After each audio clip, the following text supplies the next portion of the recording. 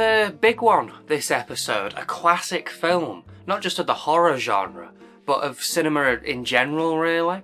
A film that created its own subgenre and sits comfortably among a lot of other classics in the upper echelon of movie history. We're taking a look at Night of the Living Dead, directed by George A. Romero in 1968, and a film that I'm sure most of you watching this review have seen at some point in your life. It's cited as redefining what a zombie movie is, whilst also creating the splatter horror genre. It has a very rich history that we'll be delving more into later on in the video. George A. Romero later went on to direct this film's sequels, Dawn of the Dead and Day of the Dead, as well as films such as Creepshow, Martin, and Monkey Shines, just to name a few that I've seen in the past. The film stars Duane Jones, who sadly didn't do too many other roles before his death. He was in a film called Ganja and Hess though, which is excellent and well worth checking out, and something called Beat Street, which is quite high up on his list of films, so might be worth checking out. We also get appearances from Judith O'Dea and Marilyn Eastman, but they don't have too many credits to the names. Most famously though, most iconically, is probably Bill Hinsman, who plays one of the ghouls, one of the zombies in this film. We see him quite a bit, and his face has sort of become synonymous with movie zombies, I guess. He later went on to be in films such as Flesh Eaters and The Crazies. The Crazies also being directed by Romero. So a lot of people who are involved in this, be it in front of the camera or behind the camera, for most of them it's either their first film role or a very early film role. And a lot of them don't have these huge sprawling IMDb credit lists or anything like that. But I'd say pretty much everybody who appeared or worked on this has become iconic in a way because of this film, especially in the eyes of a lot of horror fans out there. Now, I've seen this a couple times in the past. I've owned a few different versions, and it's always been a film that I've enjoyed. I've always liked it. I haven't seen it in a very long time though, so to be honest, it's going to be quite nice revisiting it for this video. Now, this disc's a little interesting though, and we're going to do something a bit different with this review. So this version has two cuts of the film on it, two versions of the film on it. We get the black and white original, and we get the colour version, which this packaging is really heavily pushing. Now, the colour version is also the first option on the menu when you load the disc up. And because I've seen this film a lot, and I know it's an excellent film, I'm going to be checking out the colour version, the version that this disc is doing things a little differently with, I guess. I don't know anything really about the colour version. I know there are a few different colour variants. I don't know whether it's meant to be good or bad or just a little gimmicky sort of thing. I don't know whether it ruins the film or enhances the film.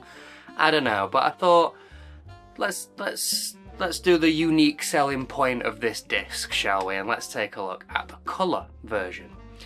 So, let's crack on, shall we?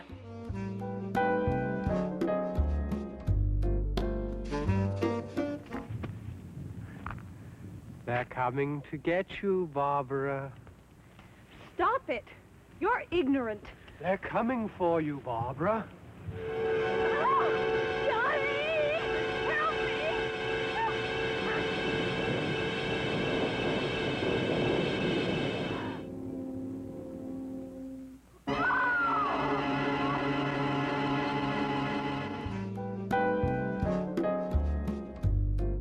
Quite a simple plot for today's standards. A brother and sister are visiting a graveyard when the dead rise and start attacking. They try and flee, the brother dies, and the sister ends up stuck in a house with a stranger, two couples, and a little girl. They then have to try and survive the night from the hordes of the walking dead that are trying to attack them. Simple, yeah, but you know what? For the time, this sort of thing wasn't commonplace. It takes a little bit of horror classics, a little bit of sci-fi classics, and what we get is this sort of blueprint for what every current zombie media has just copied and regurgitated. It works, in my opinion. It works really well. It's slower, it's more atmospheric, but it's never dull, and that's the important part. The tension is constantly rising, and it really builds to a massive crescendo in that last final act.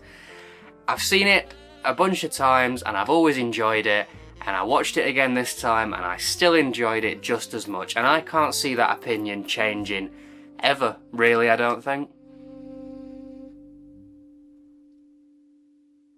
The plan is, kill the brain and you kill the ghoul.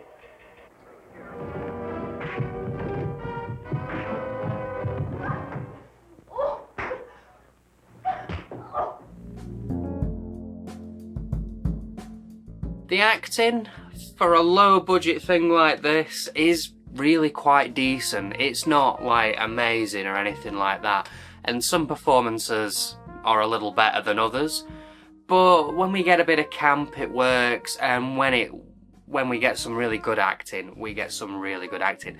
Duane Jones is kind of carrying this whole film. His performance is spot on, pitch perfect, really excellent, really, really works. The gore, it's decent. It's not a bloodbath by today's standards. At the time it was considered that, but it's relatively tame nowadays.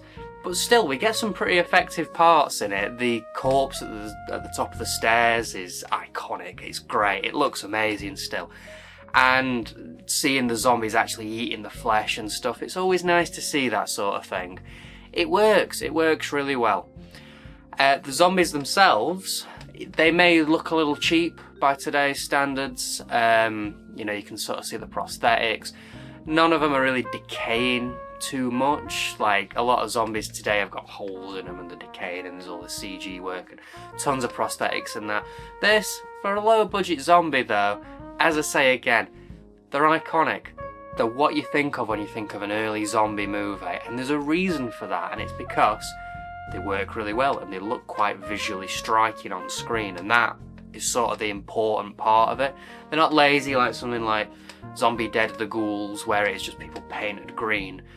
There's a little more camera trickery to it and things like that. Speaking of which, it's really put together really well. The camera is creative yet natural at the same time. Every angle feels intentional. Even some of the more wonkier, haphazardly placed camera positions, they're usually put in when the tension's ramping, so it feels like even the cameraman is just like quickly shoving the camera around in the room, and it flows, it makes the film flow. All that combined with the use of lighting and shadows, the music, it all just works. There's a reason that this is a classic, there's a reason that this is an influential film.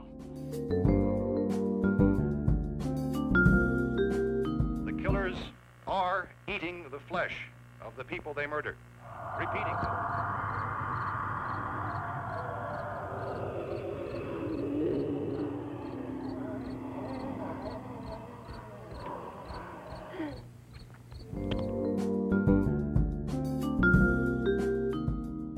Okay then, history time. So, zombies in cinema before this were generally seen as they were reanimated corpses, but they were usually reanimated by a specific villain of the film to enact, like, to do whatever the bidding of the evil person was, be it killing people or kidnapping people or something like that. There's a bunch of Lugosi films, White Zombie and stuff like that, that use this trope, usually associated with voodoo and things like that. Now, Romero, he didn't call these villains zombies or these creatures zombies. He refers to them as ghouls in the film, and he went on to say that he didn't really know what they were, just that they were something new and different. They are the living dead or the reanimated corpses, like the traditional voodoo zombies, but these are cannibalistic and without a master. Now, this is the sort of thing that caused a bit of controversy, I guess, at the time. There was no person to point your finger at and be like, you're the one who's got all these zombies together and is doing this.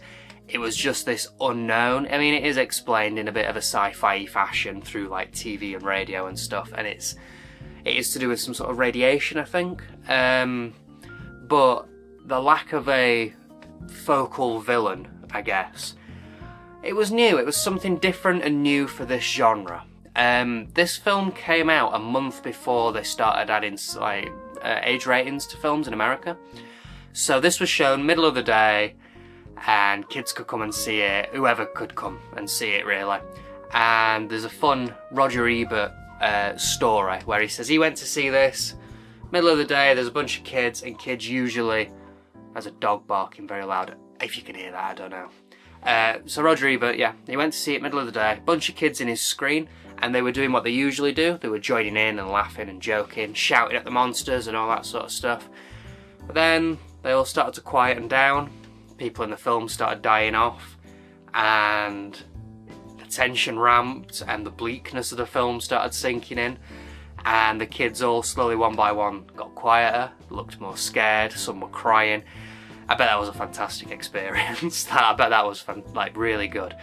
It had a lot of controversy with the critics as well though.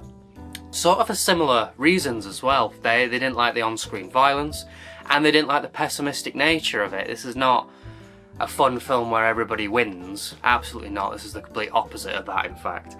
And it's funny because the things that the critics didn't like at the time, upon re-evaluation in a more modern setting, those are really the things that people latch onto that make this film an absolute classic. And it is that make it important, because it pushed those boundaries and it did these on-screen violences, pessimistic ending and stuff like that. And there's a reason, yeah, there's a reason people cite this, and it had a massive influence on things. This sort of kickstarted a lot of different areas of horror, from like giallo films and the Italian exploitation films of the 70s to like the more serialized gore fests of the 80s. Probably one of your favourite horror films owes a lot to this film. Probably most of your favourite horror films owe a lot to this film, to be honest. It really did push boundaries and influence a lot of things. And what's great is, it was just a small group of passionate people who banded together to make something simple in a little one location area, and it's become this huge thing. It just goes to show you that sort of passion and will and just doing it can sometimes be way more effective than money and experience. It really does. This film later got remade in 1990 by Tom Savini, who's worked quite closely with Romero on things like Dawn of the Dead and stuff like that. I haven't seen it. I don't know if it's any good or not. I do own the tartan VHS of it up on my VHS shelf up there, but I've never actually watched it, so maybe I'll have to give it a look, see if it's any good.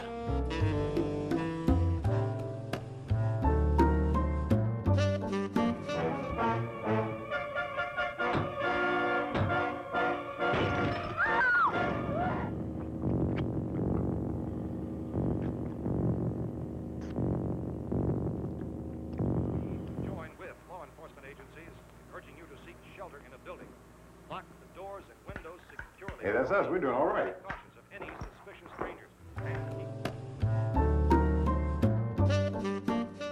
Okay, let's talk more about the version of the film that I watched then. So this film is notorious, quickly before we get into that. It's notorious for having no copyright to it from the day it was released. There was an issue where legally in America, to have copyright on a film, you had to have the copyright on the title card of the movie. But the name was changed from Night of the Flesh Eaters to Night of the Living Dead, and in that crossover they forgot to add the copyright to the beginning, so upon its release it already entered the public domain. And this film has been released and re-released by everyone you can imagine, because it's just a free thing you can put out. You know, it's on VHS, DVD, Betamax, it's on Laserdisc, it's on Blu-ray. If there is a format, this film is on it, because it was such an easy thing to distribute. Now, a lot of these prints vary. Some are terrible VHS rips, some are cut, some are jumbled up and put in different orders, some are more definitive, remastered editions of this. And this, with the colorized version, this now falls into this sort of weird grey area of, well, it was colorized at some point, is it just a rip of something else? Who knows? Now, the best way that I've seen to tell which version your colorized version is the colour of the zombies. There's a version where the zombies are green and a version where the zombies are grey. Now, this version, to me, the zombies looked flesh-coloured. So, I don't know, if I had to pick a lane, I'd probably say they look more grey than green. And if that is the case, then it's an Anchor Bay print. But I don't know, they definitely look more flesh-coloured to me.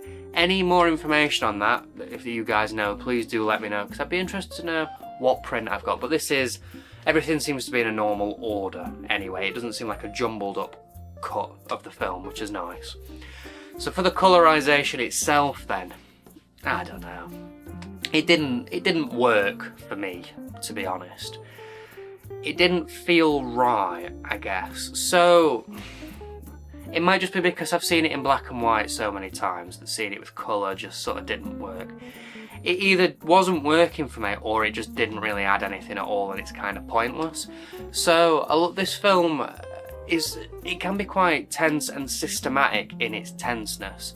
There's a lot of, we need to board the windows up, so we follow the characters finding the wood, finding the nails, hammering the boards, and it's quite systematic in that sense. Or like, we need to find a gun, looking through drawers, running around the house, you know, it's not as quick, it's more like we're trapped in this house, so we're going to follow these characters doing things systematically, I guess is the best way to put it.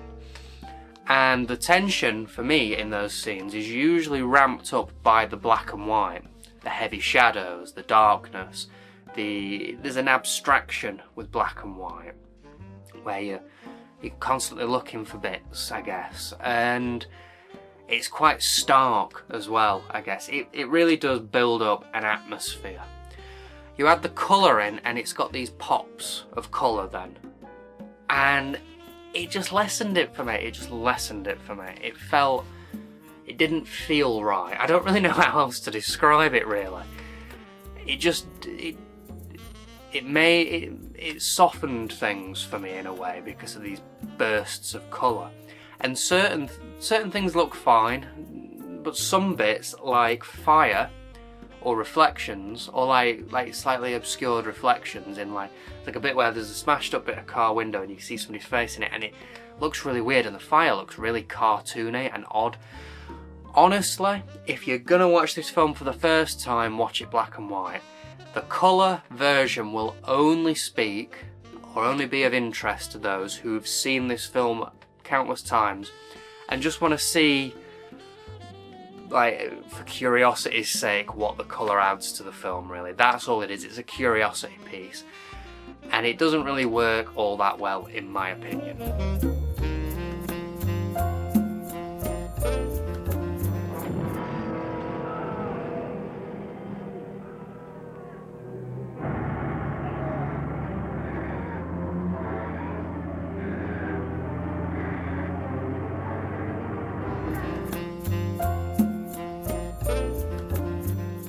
Okay, let's talk about the prints on this disc then. So we'll start with the colour one. It's not the best. It's a little dirty, I guess. The film stock seems quite dirty. There's big bits of grain. There's the odd pop and jump editing things. The whole thing looks quite soft as well. It's not the best. It's not the best. The sound can be quite muffled at times as well. I didn't see any major giveaways that this was a VHS rip, but if somebody said it was, I wouldn't be surprised, to be honest. I'd believe it. Although I didn't see any like VHS scan flickering or anything like that. Also, the film judders quite a lot. It's quite shaky, and I'm guessing that has something to do with the film stock as well. And there's just been no remastering or touching up done to this outside of the colour. The black and white version, on the other hand, it seemed ever so slightly more stable. The sound was a little better, and some of the editing, there can be quite a loud pop in the audio when we quickly change scenes because of cut bits and stuff, and that seemed to be lessened somewhat in the black and white version. It seemed like a little bit more effort maybe had been put in with that. So I'd say that if you are going to watch anything on this version, the black and white one is the way to go, as you probably expected, to be honest. On the disc, we get the two versions of the film. We get a little history of the film write-up thing, and then we get a bio and a filmography for Romero. And that's it, no trailers, no Hard Gore trailers this time. I think that's the first time there's not even just been like a list of Hard Gore trailers on one of these discs, to be honest. In fact, there wasn't even a Hard Gore logo at the beginning of this film. Crazy.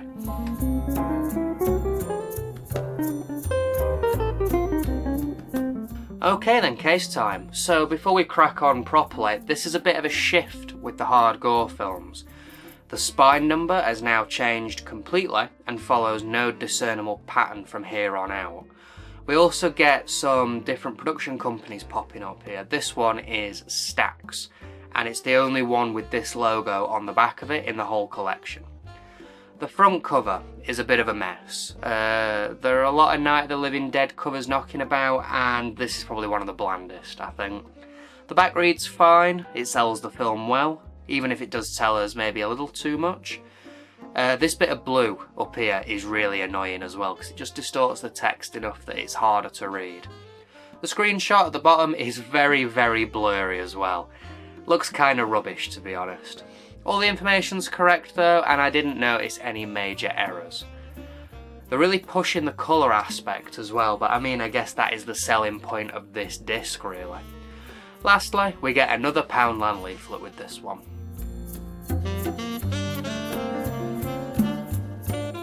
Overall then, you know what I'm going to say about this. It's excellent. Of course it is. Of course it is. It's historically interesting and has definitely left its mark on cinema history. But outside of that as well, it's an entertaining, bleak and tense film that hits all the notes that it strives for. I think I do prefer Dawn of the Dead, but it's a very slight margin. I think Dawn of the Dead's just a little more refined maybe than this, but the DIY nature of it all is very charming. And yeah, it's just a great film. Most of you have probably already seen it. If you haven't seen it, definitely watch it. Definitely. It's great. It's great. I'm surprised you haven't seen it if you've not seen it yet. And if you are in the market for it, well, where do you start? I mean, you could probably walk outside and fall in a bush and find a copy of this film. Everybody's released it. The list of DVDs available on Amazon is insane. It's just reel after reel of DVD releases. This version is fine. It's not the best. There's better versions out there. I guess the colour version on this is a bit of a selling point, but it's more of a curiosity piece than anything that. I've had a few versions in the past as well. I remember having the tartan one, and I had one in a double pack, and maybe another one as well at some point. I've owned a few versions of this. But obviously the one to get, you know what I'm going to say as well for this, is the Criterion version. Of course it is. It's remastered. I'm sure it looks amazing. I mean, if you're not in the market for buying it and you just want to watch it, it's on YouTube for free because it's never had any copyright. It's in the public domain, so just watch it online. But I mean, you want it physically, don't you? Of course you do. You wouldn't be on this channel if you weren't into physical media. So yeah, the Criterion one's probably the way forward. I think there's a 4K either out or coming out. I don't know when this video is going out, so there's a Criterion 4K of it anyway in the works or on shelves at HMV, so that's probably your version to get, to be honest. So, the best in the collection so far? Of course it is. It was always going to be. Like, of course. It was nice to be positive for once in one of these videos, to be honest. I don't know if I'm going to be next episode though. I have no idea what this next film is. I've never seen it, I've never heard of it, I don't know anything about it. Next episode, we're going to be checking out The Child. That sounded wrong, didn't it?